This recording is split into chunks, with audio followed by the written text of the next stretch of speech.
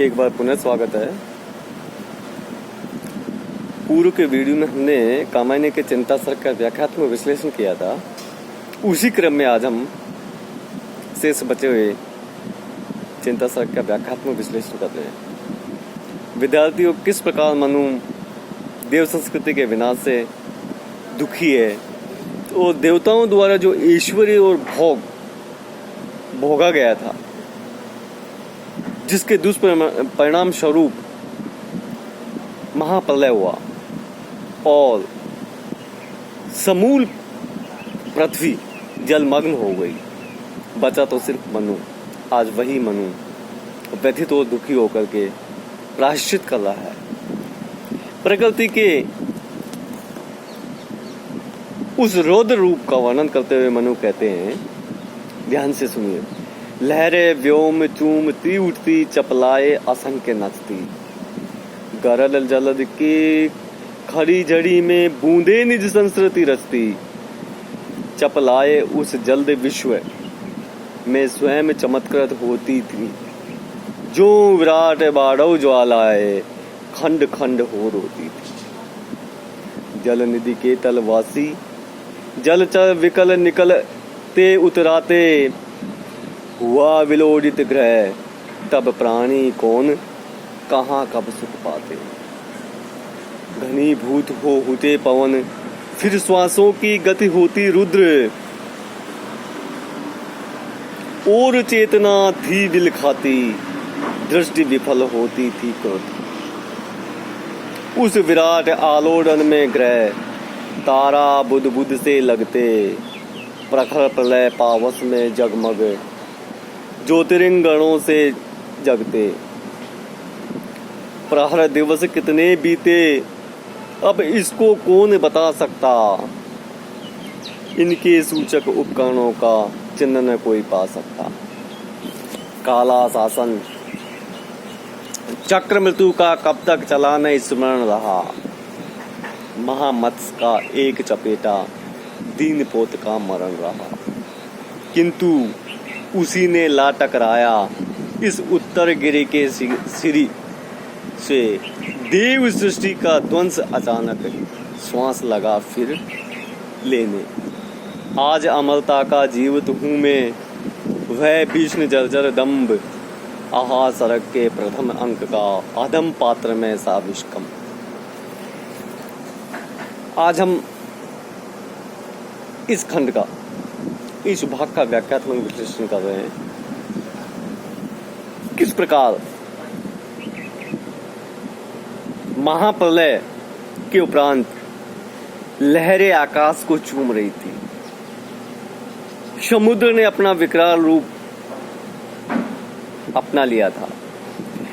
संपूर्ण पृथ्वी जलमग्न हो गई थी। ऐसा प्रतीत हो रहा था मानो ये पृथ्वी नहीं, ये एक बड़ा महासागर है। लहरें व्योम चूमती उठती, चपलाए असंख्य नचती थी और असंख्य बिजलियां चमक रही थी। गरल जलद की खड़ी झड़ी में बूंदे निज संस्कृत रचती थी और ऐसा लगता था मानो विष के समान वर्षा करने वाले बादल भी मूसलाधार वर्षा अपनी बूंदों के माध्यम से एक नए संसार की रचना कर रहे हैं। अर्थात सागर की लहरें इतनी ऊंची उठ रही थी जैसे वे आकाश को चूम रही हैं और उसमें असंख्य बिजलियां चमक रही थी। कहाँ चमक रही थी? आकाश में असंख्य बिजलियां चमक रही थी और बादल ऐसे प्रतीत हो रहे थे कि मानो विष की वर्षा कर रहे हो। गल का मतलब होता है जहर, विष की वर्षा कर रहे हो। उनकी जो मूसलाधार बरसात थी वो ऐसी लग रही थी मानो भयंकर मूसलाधार बरसात हो रही। तो ऐसा प्रतीत हो रहा था मानो कि विष की वर्षा हो रही है और इन बूंदों से एक नए संसार की रचना कर रहे हैं। संबंधातिशोक्ति अलंकार है, मानवीकरण का प्रयोग किया गया है और अगर शब्द शक्तियों की हम विवेचना करते हैं तो इसमें लक्षणा शब्द शक्ति का प्रयोग किया गया है। आगे लिखते हैं प्रसाद जी, क्या लिखते हैं? चपलाए उस जल्द विश्व में स्वयं चमत्कृत होती थी, जो विराट बाढ़ ज्वालाए खंड खंड हो रोती थी। चपलाए का मतलब, चपलाए से तात्पर्य होता है बिजलियां। जल्द विश्व होता है कि सागर रूपी संसार, सागर रूपी जगत चमत्कृत होना। चमत्कृत का मतलब आश्चर्यचकित होना। विराट बाढ़ ज्वालाए भयंकर समुद्र की अग्नि। विराट बाढ़ ज्वाला का तात्पर्य होता है भयंकर समुद्र की अग्नि। प्रलय काल कितना भयंकर होता है, कितना विनाशकारी होता है।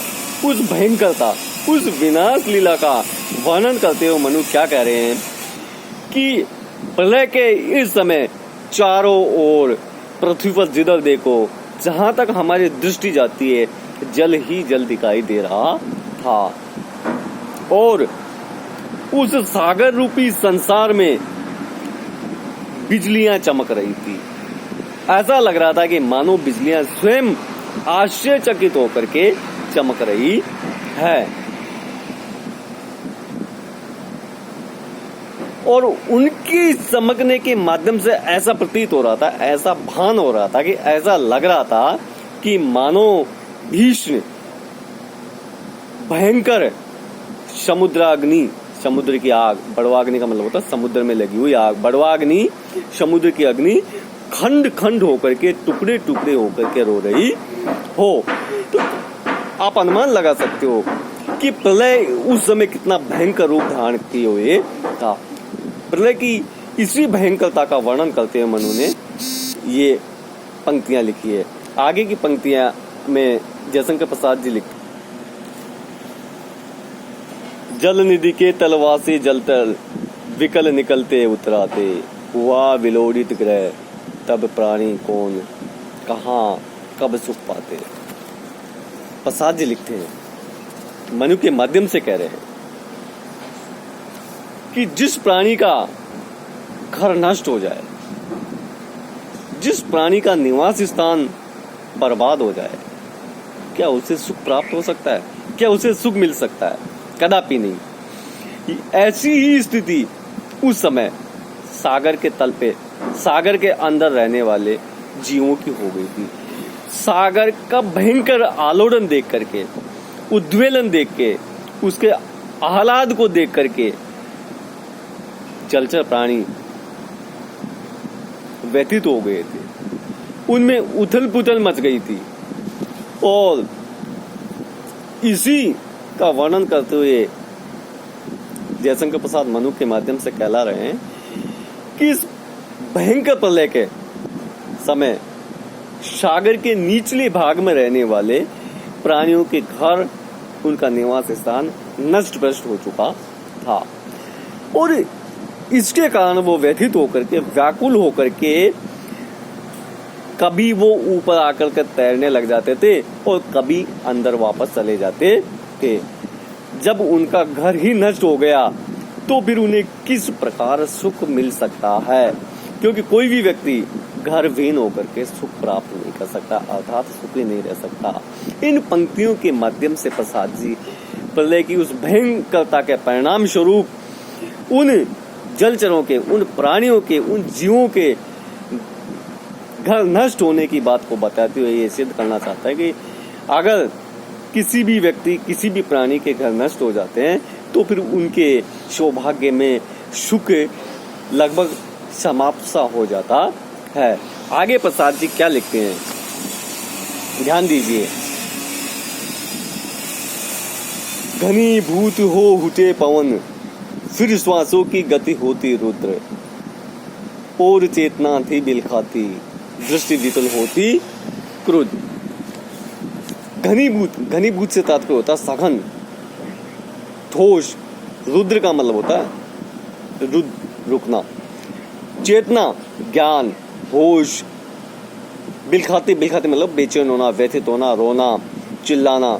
दृष्टि विफल होती, दृष्टि विफल होना कि जहाँ कुछ भी दिखाई नहीं दे, जहाँ दिखाई देते हुए बंद हो जाए, वहाँ दृष्टि का असफल होना कहलाता है। क्रुद्ध, क्रुद्ध का मतलब होता है शुभ।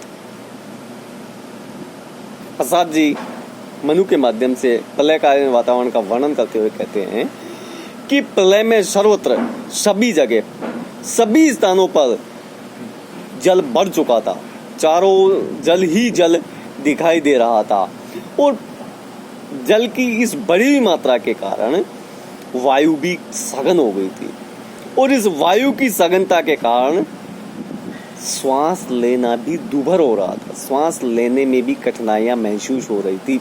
अर्थात अगर साधारण शब्दों में ये कहा जाए कि प्रलय की इस भयंकरता के फलस्वरूप वातावरण इतना कठोर हो गया था, वायु इतनी सघन हो गई थी कि दम घुटने लग गया था और इसी श्वास लेने की कठिनाई के कारण प्राण बेचैन होने लगे थे। कौन बता रहा है ये सब? ये मनु बता रहा है, क्योंकि बाकी और तो लगभग सब कुछ नष्ट हो चुका था। जो बचे हुए थे शेष कौन थे? मनु। वो कह रहे हैं कि प्राण बचाना, श्वास लेना भी मुश्किल हो रहा है, क्योंकि इस प्रलयकालीन वायु की सघनता के कारण प्राण बेचैन हो रहे हैं। शुभ होकर के आंखों को कुछ भी दिखाई नहीं दे रहा है। आगे की पंक्तियों में प्रसाद जी लिखते हैं, उस विराट आलोड़न में ग्रह तारा बुध से लगते, प्रखर प्रलय पावस में जगमग ज्योतिर्लिंगणों से जगते। उस समय क्या हो रहा था? दीजिए ध्यान दीजिए। उस समय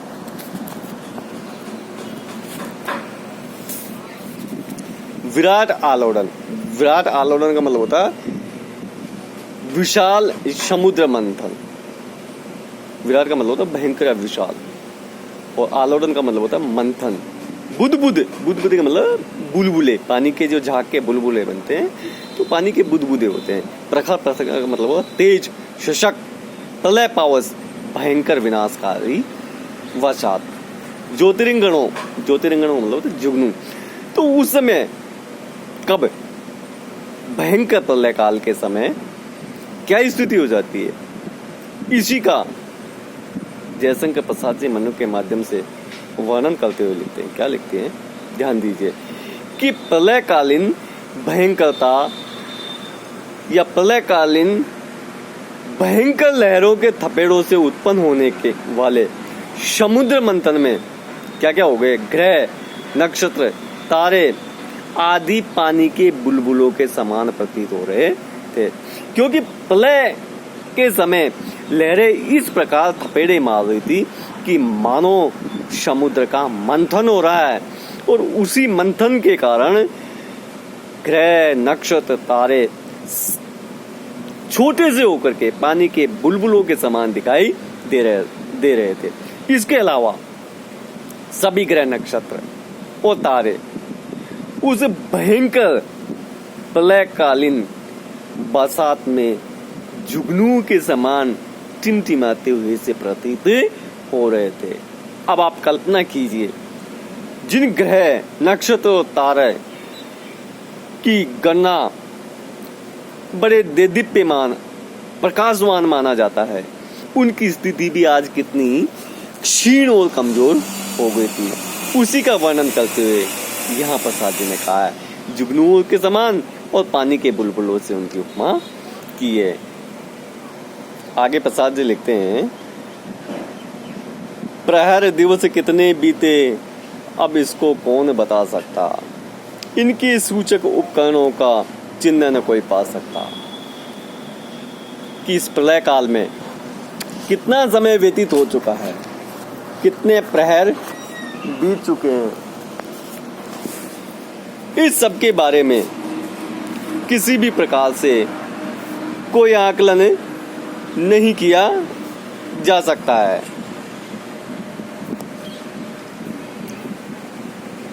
अगर हम समय के आकलन की दृष्टि से देखते हैं तो प्रहर 3 घंटे का समय होता है। सूचक का मतलब होता है बताने वाले, उपकरण, उपकरण से तात्पर्य होता है साधन। जयशंकर प्रसाद जी महाप्रलय के दौरान समय कितना व्यतीत हो चुका है, कितना गुजर चुका है, इसके बारे में मनु के माध्यम से वर्णन करवाते हुए कह रहे हैं कि उस समय बड़ा कठिन हो गया था ये बताना कि कितना समय गुजर चुका है, कितने प्रहर अथवा कितने दिन व्यतीत हो चुके हैं। क्यों कठिन हो गया था? क्योंकि जिन सूचकों के माध्यम से, जिन संकेतों के माध्यम से, कौन संकेत? तारा और सूर्य या नक्षत्र, जिनको देख करके समय का ज्ञान प्राप्त किया जाता था, वो सब इस प्रलय में विलीन हो गए हैं। वे सब उपकरण कहीं दिखाई नहीं देते।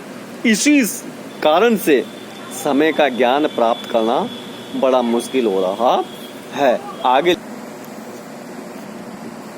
काला शासन चक्र मृत्यु का कब तक चला न स्मरण रहा, महामत्स्य का एक चपेटा दीन पोत का मरण रहा।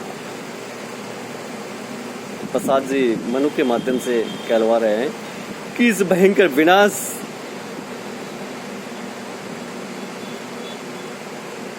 कालीन प्रलय का ये चक्र कब तक चलता रहा, ये मुझे स्मरण नहीं रहा। मुझे इतना ही स्मरण है कि एक बड़ी मछली से मेरी नाव टकरा गई। दीन, जीर्ण शीर्ण, छोटी, कमजोर एक बड़ी मछली के चपेटे से मेरी नाव टकरा गई और ऐसा लगा कि मेरी नाव का इस चपेटे से नष्ट होना लगभग निश्चित है।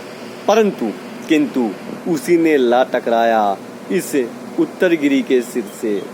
देव सृष्टि का ध्वंस अचानक श्वास लगा लेने फिर से। किंतु प्रसाद जी कहते हैं, क्या कहते हैं कि उसी